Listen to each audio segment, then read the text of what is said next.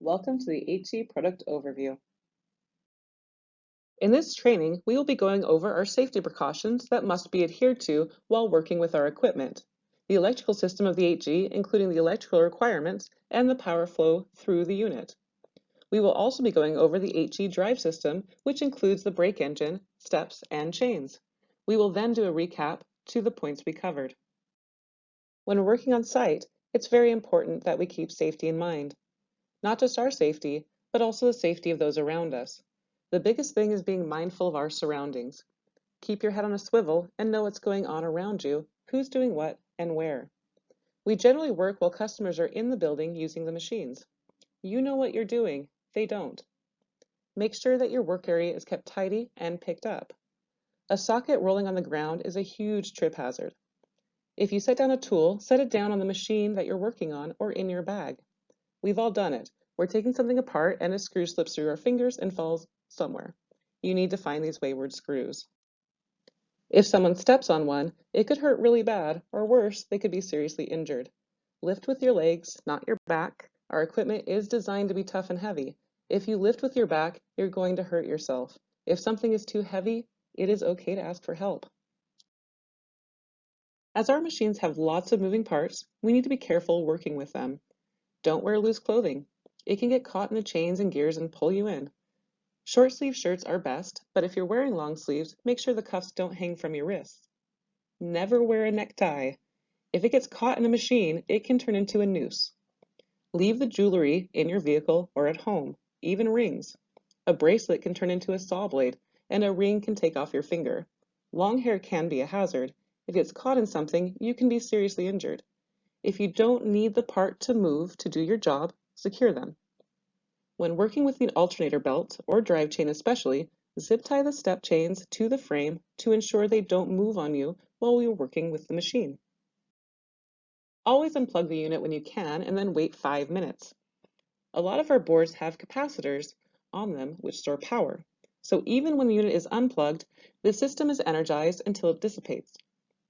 When checking continuity at the wire connector, insert the test probe carefully to prevent the terminals from bending, creating a hazard. To pull apart electrical connectors, pull on the connector itself, not the wires. This ensures the wires do not get exposed or damaged. With exposed or damaged wiring, there is always the possibility of getting electrocuted or burned by the electrical arc. Any exposed or bare wires have the potential to become a dead short. A dead short is where an electrical wire carrying current touches a metal surface. This grounds the wire, creating a spark and possibly shorting out the circuit. Additionally, this may cause the sheathing of the cables to melt and inadvertently cause a fire.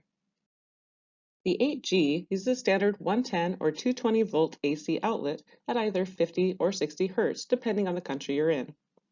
Unlike our treadmills, it does not need to be on a dedicated outlet and can be on a standard 15 amp breaker. An external power adapter steps the 110 or 220 volt AC down to 12 volt DC before sending it to the unit.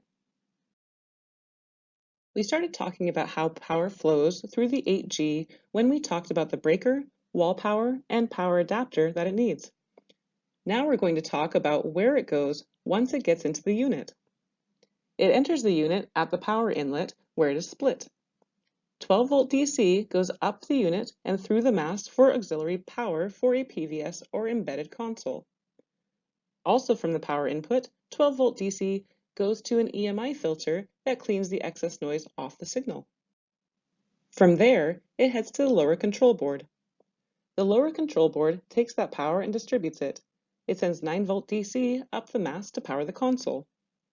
The console then turns that around and sends it back down to the lower board. The lower board then sends 3 volt DC out to the resistor assembly, which bleeds off excess. It then goes back to the lower board, which sends it down to the alternator. The alternator uses the voltage to create a magnetic field, providing resistance, and then sends that voltage back to the lower board, which routes it to the battery to recharge it. The battery is used to help power the brake if the unit loses power. The lower board converts the 12 volt DC to 24 volt DC and sends that to the brake. The alternator is our bridge between the electrical and mechanical systems of the 8G. This turns the electrical energy into mechanical energy that provides the resistance for the unit. You may see two different alternators out in the field, and they are both pictured here. The top one is the older model that is no longer in production. This alternator has brushes that are able to be replaced. The lower is our new alternator. It has brushes as well, but are not replaceable. An alternator is a generator that converts mechanical energy to electrical energy in the form of alternating current. In your car, the crankshaft turns a belt that turns the alternator. The alternator generates a magnetic field which is converted to electricity and sends that out to charge the battery so you can do things like turn on your lights, play music from your stereo, and even start your car the next time you get in. The 8G works on the theory of gravity over resistance, meaning the weight of the user is working against the resistance the alternator creates that turns the stairs. How does the alternator create resistance? We use it in reverse. Instead of pulling power out of the alternator, we push power into it. This creates a magnetic field between the brushes and commutator, which is the copper part of the rotor that rubs the brushes when the rotor turns. This makes it much harder to turn the alternator rotor. To regulate the level of the resistance, the lower board regulates the amount of power going into the alternator. When you're on a lower level and the stairs are turning slower, you have more power going into the alternator. As you increase in levels and go faster on the machine, the power going in actually decreases. The heart of the 8G drive system is the brake engine. This includes the alternator, the transmission, and the brake. The alternator connects to the transmission via a poly V-belt. It's the transmission's job to take the movement of the stairs and speed it up to turn the alternator faster. On the other side of the pulley where the alternator belt is, you'll find the brake. When activated, the brake stops the transmission from turning. Since the launch of the 8G, we've had 3 different generations of the brake engine. In our first generation brake engine, both the transmission and alternator were mounted directly to the frame, the transmission with the 4 bolts and the alternator at the pivot point. The tension on the alternator belt could be adjusted by loosening the bolt on the bracket that attaches to the bottom of the transmission. The pulley on the transmission has a set screw that can be loosened so the poly V-belt could be aligned by moving the transmission pulley left or right. In our second generation brake engine, the entire brake engine was attached to the frame with the 4 bolts on the transmission. We added a bracket to the frame, so now you can slide the brake engine in and secure it with the bolts rather than try to hang it with a belt to get the bolts to line up properly. The alternator was now mounted via a bracket that attached to the brake. Later, we added flange belt keepers to the alternator and transmission pulleys to help keep the belt on. Our third generation of brake engine we refer to as the whisper drive. We reinforced the mounting of the brake to the transmission with a bracket and reinforced the alternator mounting bracket to the brake. We also added a counterweight to the alternator because we found that our new alternators were lighter than our old ones, causing vibration in the system. The pulleys come already flanged, no keepers required. The belt on the engine cannot be replaced. However, because the belt doesn't need to be as tight as on previous engines, we don't anticipate it will need to be changed. There are 8 steps on the machine, each with 2 parts.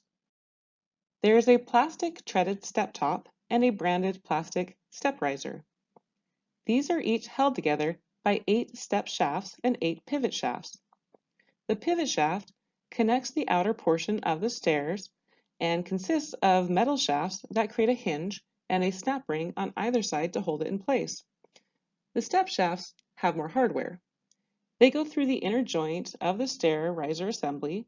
On the outside of each stair are 2 plastic spacers, and then it is fed through the step chain. Once through the step chain, a metal washer separates the bearing from the chain and lock nut screws on the end to hold it all together. The bearings run down a bearing plate, 1 on each side, that need to be kept lubricated with either white lithium grease or blue marine grease. When talking about the step shafts, we said they go through the step chains. There are 2 of these, 1 on each side. each with 8 brackets built in that allow the step shafts to pass through them and a master link so it is easy to disconnect and remove. These go around the upper and lower sprocket. These are the large sprockets at the top and bottom of the machine. These sprockets are mounted to the machine with 2 pillow block bearings at the top and 2 at the bottom. The pillow block bearings are mounted to the frame, and from the bottom ones, the step chains can be tensioned and the steps can be aligned so they run straight. Unlike the lower sprocket, which has 2 sprockets on it, the upper sprocket has 3. The third sprocket is attached to the transmission with the drive chain. The transmission has an idler sprocket on it to keep it tensioned and straight. When the chain turns the transmission, the gears in the transmission increase the rotation speed of the transmission pulley to turn the alternator belt. The alternator provides resistance to the belt, working against the transmission to slow the speed of the stairs.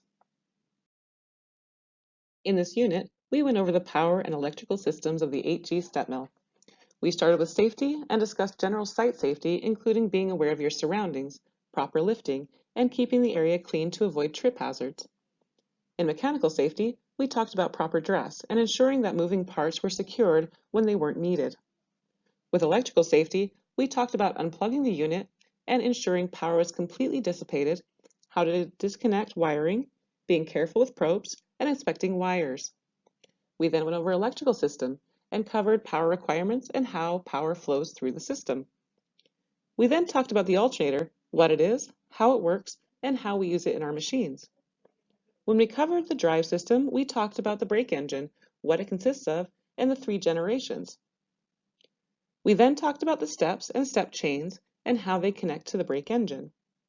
Finally, we put it all together to show how the mechanical system connects to the electrical system to provide resistance.